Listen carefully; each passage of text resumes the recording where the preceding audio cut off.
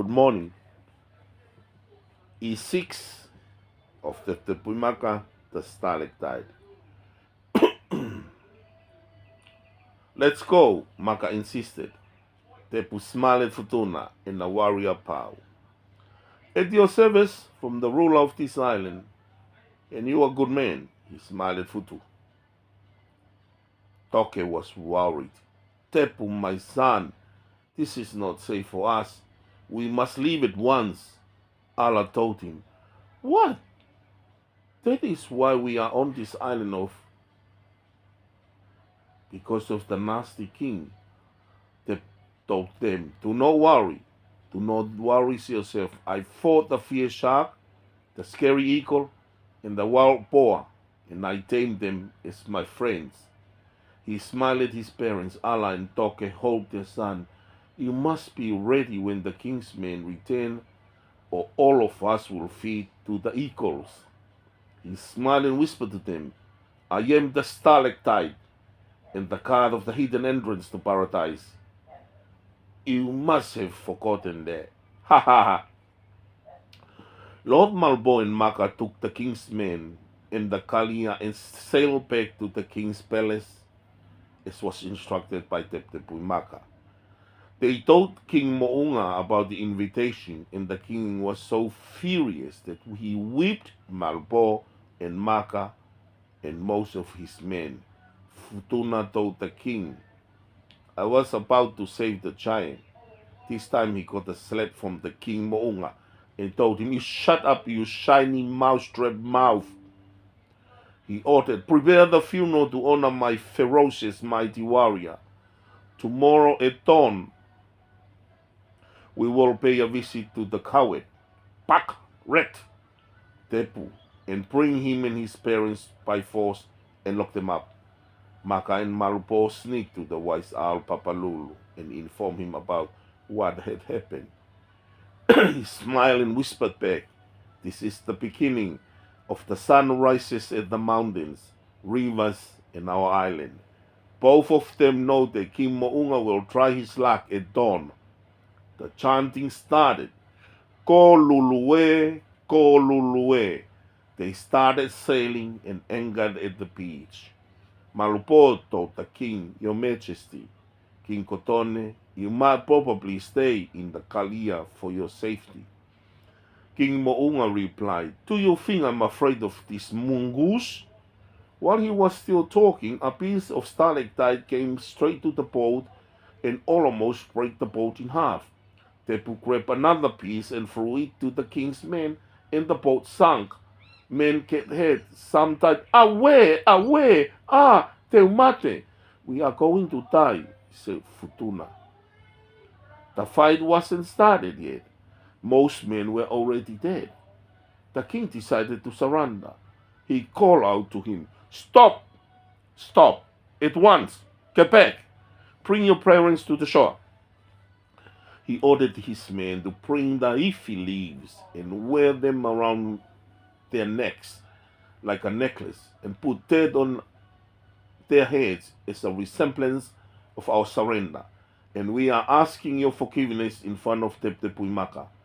Futuna whispered to Malbo, I thought King Mo'unga is the fierce one. Hey, oh, today he surrendered like a dead mouse.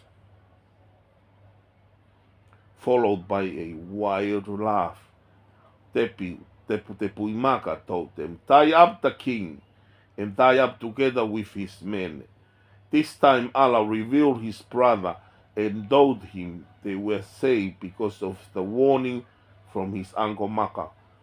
Futuna looked in amazement and whispered, I know Maka was hiding something. You cheeky little paka. Teputepuimaka hugged Maka and whispered, Thank you. He told Maka, Who could be the most trusted friend? And Maka told him, Just a few, Malbo. And he looked around, and Futuna whispered to him in the most sad voice, Pick me too. I'm one of the great fighters too. And he told Tep and Futuna too. He has a big kind heart, but he has a big mouth too. Tep, he told them, I need him. to make me laugh when I'm exhausted, and let him find a blanket for me. He smiled. Tepu ordered Maka and Malbo and Futuna to set sailing back to the palace with his parents. This time is Futuna who leads the chanting, Kolulue, Kolulue. Many a time he asked to do this, but he was always shut up by folly. King Mo'unga and the king's men were put in front of Tepuimaka for a trial. Tepuimaka ordered Maka and Malbo and Futuna, put the king and his men in a boat.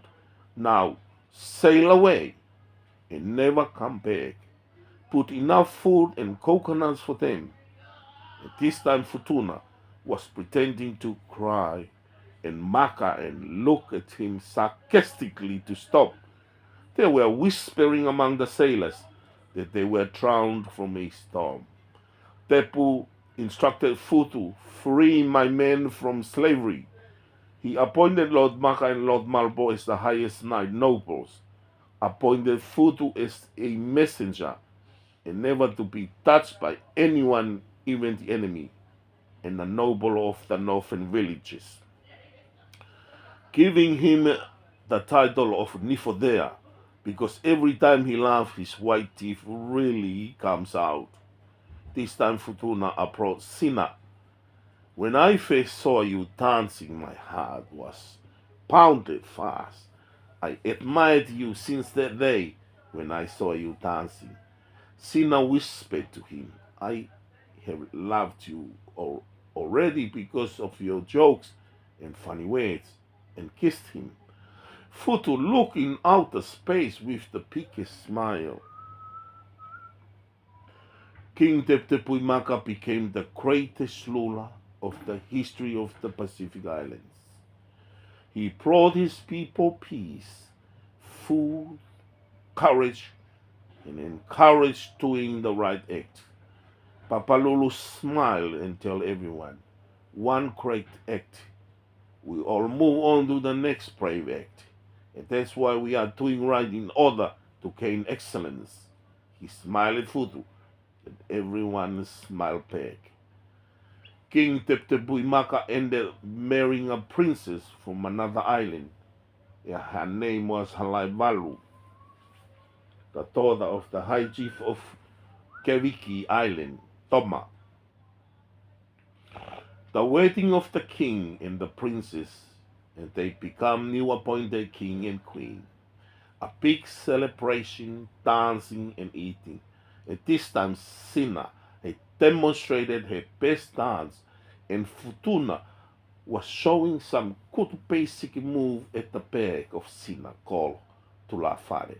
King Teputepuimaka had a son, and he names him Makatu'u, the stalagmite, because he is the stalactite. Presentation of the young king. He also had a daughter, and he names her Isatola, for Isata Fola. Futuna was sitting at the beach singing a lullaby to the baby king and princess. Yafi yafi, peawongo ivare. Chapter 3. On the other side of the story, Allah gave birth to twins that night. Toke was so tired after wrestling with a sea snake, and while fishing, and he was sleeping like a drunken warrior, Allah cut her long hair and wrapped one of the twins in, and wrapped him again with a piece of tapa cloth, and sneaked out in the darkness, and floated the baby in a basket woven from coconut leaves, whispering, I wish you'd be kited by good hearts of the fortune teller Mama Tekin, bring us luck. And then she went to the cave and woke up Toke. Toke, wake up. I'm giving birth, and my hair was deadly itchy, so I cut it and threw it at the sea for good luck. There was once a fortune teller told me, it will bring good luck if you cut your hair and let it float at sea. Toke believed every word she said and just overjoyed kissing her. heart, hold his son to him, cried, "My son, my great warrior, I bless you, and may you inherit the great hearts of our great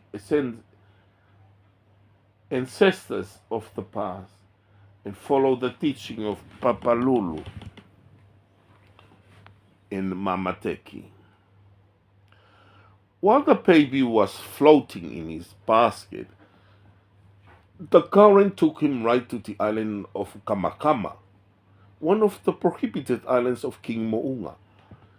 In saying the story, there was a very beautiful lady who was cast from the island of Kewi known as Fehuluni.